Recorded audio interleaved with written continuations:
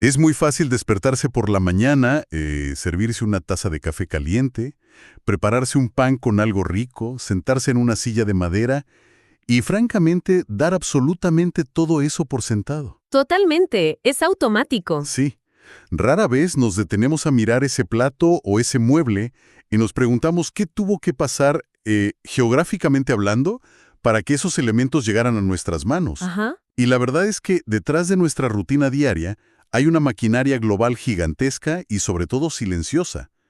Hoy nuestra misión en este análisis a fondo es entender exactamente ese rompecabezas. Es un rompecabezas enorme, sí. Enorme. Tenemos sobre la mesa una investigación académica muy detallada sobre lo que los expertos llaman la especialización productiva. Vamos a explorar cómo el mundo entero se divide el trabajo para sobrevivir, analizando regiones agrícolas, ganaderas, pesqueras y forestales. Y para empezar a armar ese rompecabezas, fíjate que tenemos que partir de una base innegable que esta investigación deja muy clara desde la primera página. Y es que casi ningún país en el mundo tiene la capacidad de ser completamente autosuficiente. O sea, la independencia total. Exacto. La ilusión de la independencia total simplemente no existe en la economía moderna. Las actividades económicas de cada nación están dictadas por lo que los académicos llaman determinantes económicos. ¿Ok? Y es crucial entender que no son reglas inventadas por los humanos en una oficina de gobierno, sino condiciones inamovibles de la naturaleza. Hablamos de la ubicación geográfica, el clima, el tipo de suelo, las características físicas de una región. Esa es la verdadera base del comercio mundial. A ver, desempacamos esto un poco porque me parece vital para todo lo que vamos a hablar hoy. A veces pensamos que con suficiente tecnología y dinero podemos doblegar a la naturaleza a nuestro antojo. Sí, pecamos de optimistas. Bastante. Yo mismo, fíjate, hace un par de meses compré una planta para la sala de mi casa. Le puse todo el empeño del mundo, un fertilizante carísimo, pero la puse en la ventana equivocada donde le daba el sol directo todo el día. Ay, no. En 2 semanas era polvo, literalmente polvo. Y llevando esa pequeña tragedia personal a escala global, es la analogía clásica. Por más millones de dólares que inviertas, simplemente no puedes cultivar mangos en la Antártida. Claro. Es físicamente imposible. Entonces la naturaleza obliga a que los países ofrezcan los bienes específicos que su entorno sí les permite producir. Esa analogía de la planta ilustra perfectamente el concepto. La especialización productiva no es un capricho de las naciones, es una necesidad absoluta dictada por esa ventana equivocada o acertada que es la geografía. Ajá. Y el intercambio comercial nace justamente de esa imposibilidad de producir todo lo que necesitamos dentro de nuestras propias fronteras. Es un sistema de trueque a escala planetaria impulsado por el clima y el suelo. Y el primer gran pilar de este sistema, el que sostiene a casi todos los demás, es el trabajo de la tierra. Las regiones agrícolas. Exactamente, las regiones agrícolas. Entremos de lleno ahí. Porque cuando leemos sobre regiones agrícolas, suena, no sé, a un término de libro de texto de secundaria.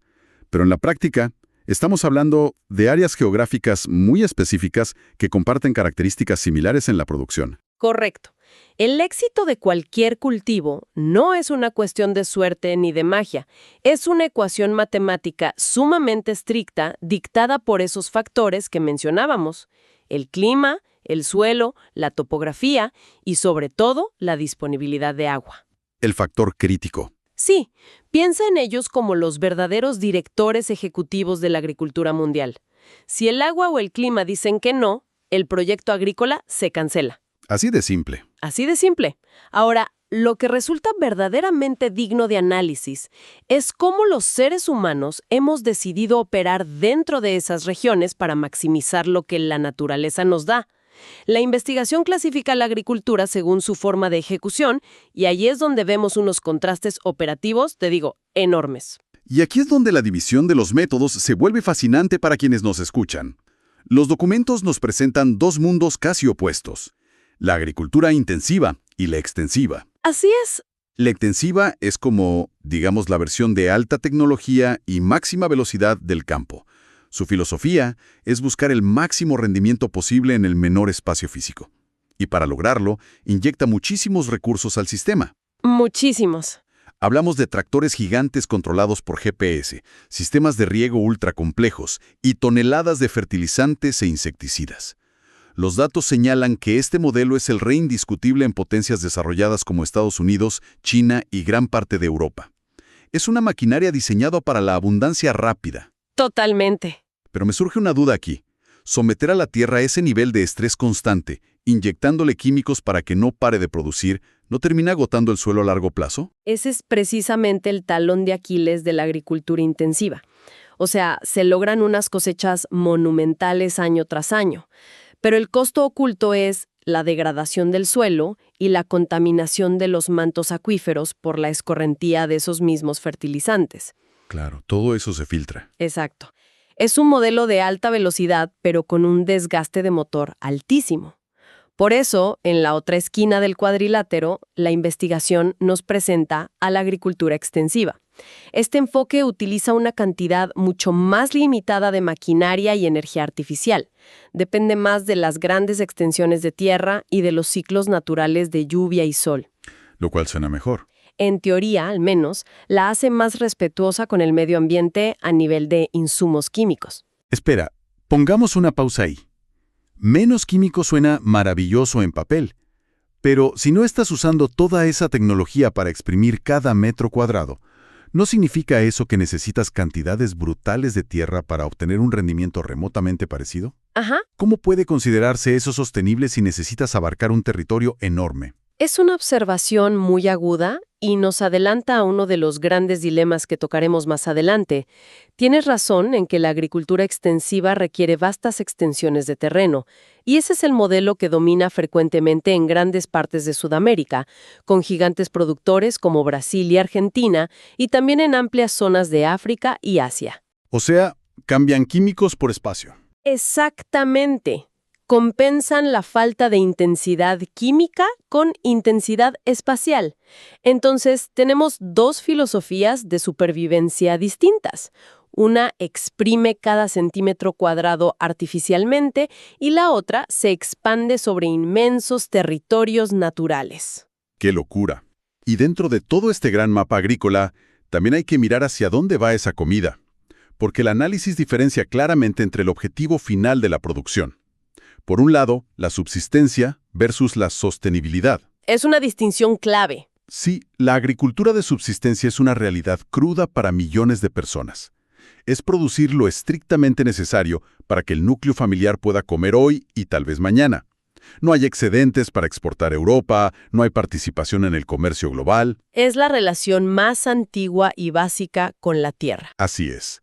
Pero luego entra en juego el concepto de agricultura sostenible, que parece ser el santo grial que todos persiguen hoy en día. Y lo es.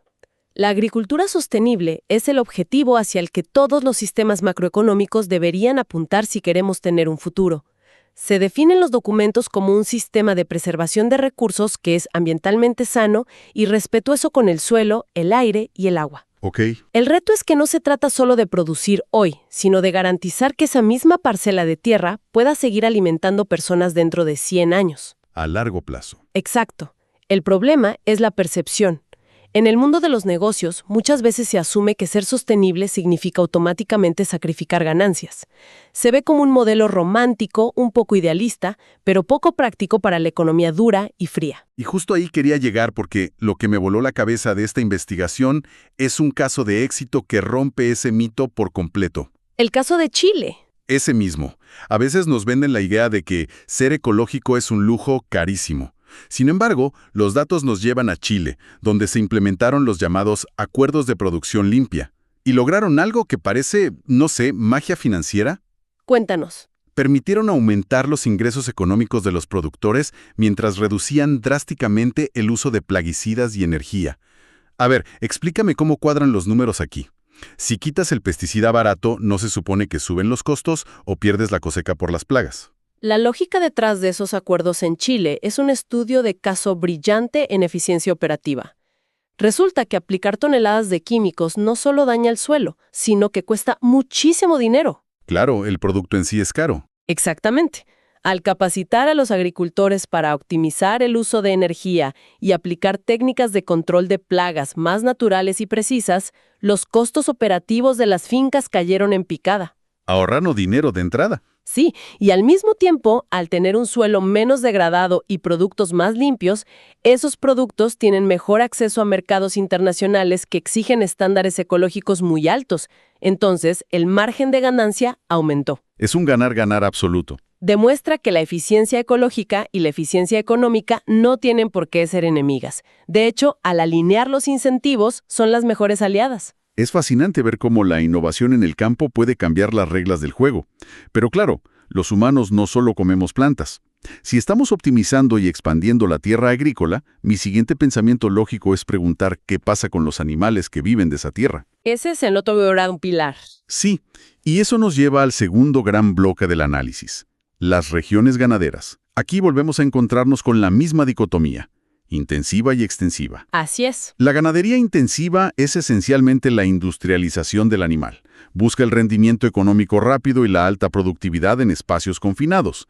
Y el detalle que destaca la investigación es la dieta. Para lograr ese crecimiento acelerado, requieren alimentar a los animales a base de maíz, pienso y soja. Grandes cantidades de granos. Exacto. No están pastando libres al sol. Están en instalaciones diseñadas puramente para la eficiencia alimentaria. Y frente a esa imagen tan industrial, la ganadería extensiva suena, en una primera lectura, como el sueño bucólico perfecto. Aprovecha los recursos naturales de forma mucho más paulatina. Las vaquitas en el campo verde. Exacto. Los animales se alimentan de los pastos que crecen de manera natural, deambulan por grandes extensiones de terreno y el impacto de los residuos se diluye en el paisaje. Sin embargo, recordando la pregunta que hacías antes sobre el uso del espacio, aquí es donde los datos nos revelan una de las contradicciones más críticas y verdaderamente alarmantes de todo el panorama global. Espera, esto me rompe un poco el esquema. Porque uno ve en el supermercado la etiqueta que dice ganado alimentado con pasto en libertad y piensa, vaya, estoy comprando lo correcto, estoy salvando al mundo. ¿Cuál es el problema real detrás de esa imagen? El problema es de geometría espacial pura y dura. La investigación es categórica al señalar una ironía trágica. Esa ganadería extensiva, junto con la agricultura comercial de la que hablamos antes, es actualmente la mayor causa de deforestación en América Latina. ¡Wow! Para que esas vacas puedan pastar libremente y cumplir con esa imagen natural que mencionas, primero necesitas la pradera. Y si la geografía te dio una selva tupida en lugar de una pradera, el paso previo a meter el ganado es talar los bosques primarios. Despejar el área. Sí, la inmensa necesidad de espacio físico para sostener grandes rebaños en sistemas extensivos literalmente devora la naturaleza salvaje. O sea que la alternativa natural a las granjas industriales requiere borrar del mapa ecosistemas enteros. Es una contradicción monumental. Y entiendo que esto contrasta radicalmente con formas verdaderamente tradicionales de relacionarnos con los animales, como lo que los textos llaman ganadería de pastoreo o nómada. Exactamente. El pastoreo nómada es una práctica milenaria, casi un arte de supervivencia, que aún persiste en regiones áridas y semiáridas como el norte de África y el centro de Asia. Su característica principal es el desplazamiento constante. Se mueven con los animales. Sí, las comunidades humanas se mueven buscando pastos disponibles, pero nunca se quedan en un solo lugar el tiempo suficiente para agotar la tierra. Respetan los ciclos de recuperación del suelo. Es una danza perfecta con el clima y las estaciones. Pero el gran dilema que exponen los documentos es que ese modelo nómada y tradicional es incompatible con las exigencias del mundo moderno. Claro, no puedes alimentar a megaciudades de millones de habitantes con pastoreo nómada. El estilo de vida consumista moderno ha disparado la demanda de productos animales a niveles que la historia humana jamás había presenciado. Nunca. Ya no comemos carne en festividades u ocasiones especiales. Para una enorme parte de la población mundial, es un componente de sus 3 comidas diarias. Y esa presión es la que empuja a las excavadoras a talar más bosques en América Latina para tener pastos, o a construir instalaciones intensivas más grandes en otras partes del mundo. Totalmente. La conclusión a la que llegan los expertos en estos documentos es que estamos contra la pared. La única salida viable es la innovación profunda en los sistemas agroalimentarios para reducir este impacto abrumador. Es un problema de matemáticas frente a los límites planetarios. La innovación tecnológica y organizativa ya no es un lujo, es el requisito para la supervivencia del sistema. ¿Sí? Si la población quiere mantener ciertos niveles de consumo alimentario sin destruir los determinantes económicos de los que hablábamos al principio, la forma en que producimos tiene que cambiar radicalmente. Y si estamos literalmente quedándonos sin tierra cultivable y talando bosques para alimentar vacas, mi siguiente pensamiento lógico es mirar hacia el mar. El gran océano. Exacto. ¿Puede el agua salvarnos? Porque el tercer gran escenario de este análisis son las regiones pesqueras y todo el concepto de la economía azul. Y tengo que admitir que hay un dato aquí que me dejó completamente perplejo. A ver, Cuando uno piensa en pescado, casi siempre imagina un barco pesquero enorme enfrentando olas en alta mar, lanzando redes gigantescas. la típica escena de película. Claro, esa es la pesca de captura tradicional. Pero resulta que la acuicultura, que es básicamente criar organismos acuáticos tanto en granjas marinas como en agua dulce, hoy en día es responsable de la mitad de los alimentos acuáticos que se consumen en el mundo, Así es. el 50%. Ya no solo somos cazadores en el agua, somos granjeros acuáticos al mismo nivel. Ese dato representa un cambio de paradigma histórico monumental. Como bien dices, la humanidad ha pasado de ser recolectora y cazadora en el medio acuático a dominar el cultivo del agua. Y no es una industria incipiente o experimental para nada. Ya es gigante. ¡Gigante! Los documentos destacan que esta maquinaria colosal tiene líderes industriales inmensos. China a la cabeza, apoyada por toda la región del este asiático, además de Europa, Estados Unidos y, nuevamente destacando nuestra región, Chile. La acuicultura tiene un potencial extraordinario para proveer proteína a la creciente población mundial usando una fracción del espacio que requeriría la ganadería terrestre. Siempre y cuando se haga bien. Siempre y cuando se gestione correctamente, claro. Pero claro, si estamos cultivando la mitad de lo que comemos del agua, ¿por qué los océanos siguen en un estado de emergencia tan grave? Porque la investigación cambia a un tono bastante serio al abordar una crisis profunda. Exista un agotamiento y una sobreexplotación brutal de los recursos por parte de la pesca industrial tradicional. Es gravísimo. Las grandes flotas comerciales están literalmente vaciando ciertas zonas del océano. Y el impacto de ese vaciamiento no es solo ecológico, es profundamente humano. Ese es el verdadero drama detrás de la estadística. La sobreexplotación industrial por parte de flotas masivas está borrando del mapa los medios de subsistencia de las poblaciones más vulnerables. Las comunidades locales. Exacto. Hablamos de comunidades costeras empobrecidas, personas que llevan generaciones enteras dependiendo de la pesca tradicional y artesanal para sobrevivir, y que de pronto se encuentran lanzando redes al agua y sacándolas vacías. Es un efecto dominó terrible. Devastador. Y para intentar frenarlo, me llamó mucho la atención que la Organización de las Naciones Unidas para la Alimentación y la Agricultura, la FAO, propone un concepto que suena casi cinematográfico, la transformación azul. Suena muy bien. Sí.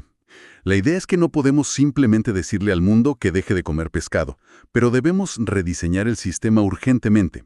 Y uno de los objetivos principales de esta transformación, además de reducir el impacto ambiental, es fortalecer algo llamado bioseguridad, a través de la tecnología.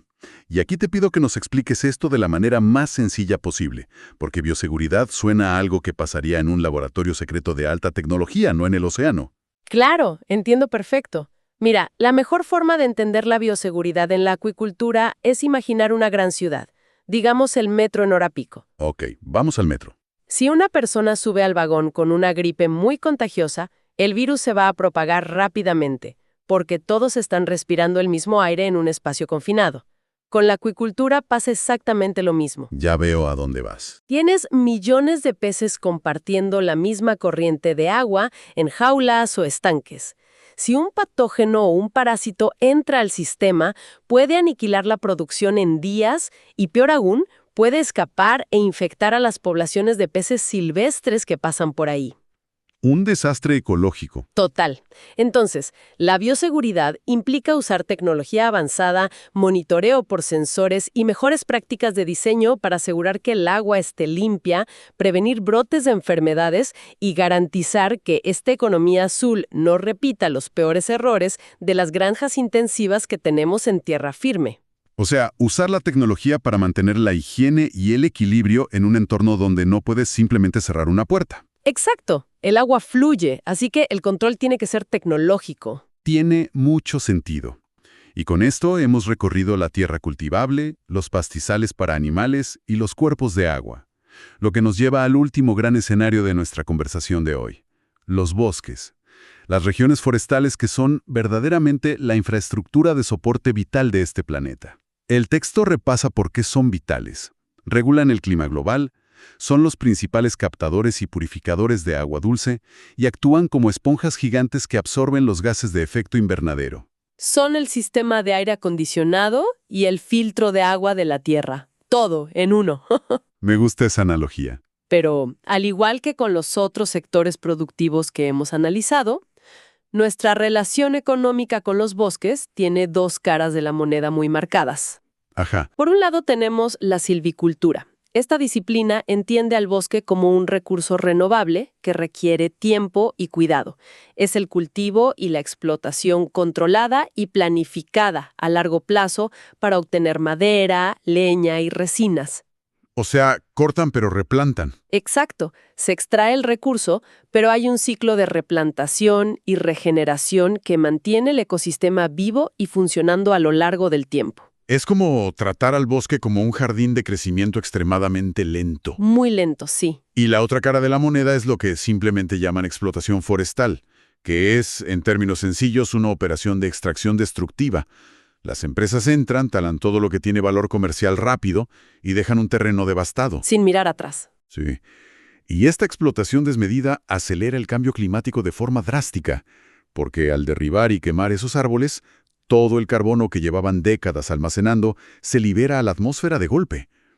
Ahora bien, aquí es donde yo normalmente asumiría que los grandes villanos de esta historia son, lógicamente, las grandes empresas madereras que cortan árboles para hacer muebles o papel. Esa es la conclusión a la que llegaría casi cualquier persona guiada por el sentido común. Es lo lógico, ¿no? Parece obvio que la industria maderera es el principal enemigo del bosque. Sin embargo, aquí es donde todos los datos que hemos discutido hoy convergen en un giro argumental fascinante y a la vez preocupante. El análisis revela que la principal causa de deforestación masiva y pérdida de biodiversidad forestal a nivel mundial no es la extracción de madera. ¿Ah, no? No. Es la expansión agrícola. Ahí está el círculo completo. Es la serpiente mordiéndose la propia cola. Totalmente. Estamos talando los pulmones del planeta. No necesariamente para vender la madera de los árboles, sino para despejar el suelo y sembrar cultivos como la soja. Y luego esa misma soja se convierte en el pienso que alimenta a los animales en la ganadería intensiva. O en el otro escenario. Arrasamos el bosque para dejar el terreno pelado y que el ganado extensivo tenga dónde pastar. Todo impulsado por esa demanda consumista de la que hablábamos. Para quienes nos escuchan, esto es clave para entender el panorama general. La hamburguesa en el plato, el cambio en los patrones de lluvia y la especialización productiva de los países no son temas aislados. Para nada. Son engranajes de un solo mecanismo gigante. Un mecanismo de relojería sumamente complejo, sí, pero uno donde la humanidad está forzando los engranajes hasta el punto de ruptura. Todo este modelo se ha construido basándose en esos determinantes económicos del principio. La geografía ha dictado qué región produce qué cosa. El sector agrícola, el ganadero, el pesquero y el forestal se han especializado para alimentar la gran red del comercio mundial. ¿Sí? Pero la suma total de esas actividades, llevadas al extremo, está chocando violentamente con los límites de regeneración de nuestro propio planeta. Ha sido un análisis verdaderamente revelador. Partimos de una premisa básica. La especialización es necesaria porque nadie puede producir de todo en su patio trasero. Y hemos recorrido cómo esa simple necesidad nos ha llevado a aplicar tecnología de punta en la Tierra, alterar profundamente ecosistemas para criar animales, transformar los océanos convirtiéndonos en granjeros del mar y empujar a los bosques hasta el límite, irónicamente, para tener más espacio para seguir cultivando. Es impresionante visto así. Es un mapa fascinante de la ingeniería humana, pero también es una advertencia clara sobre cómo el éxito económico a corto plazo ahora nos exige una reinvención total. Y toda esta información nos lleva a una reflexión final que me gustaría dejar sobre la mesa para que cada uno la analice en casa. Adelante. Agua y del suelo son los determinantes económicos absolutos que dictan qué produce cada país y cómo funciona el comercio mundial. Ajá. Y al mismo tiempo, nuestras prácticas agrícolas, ganaderas y de explotación están alterando drásticamente ese mismo clima global. La pregunta es, ¿cómo se verá el mapa de la especialización productiva en 50 años? Gran pregunta. ¿Qué va a pasar con la economía global cuando las regiones que hoy son los grandes graneros del mundo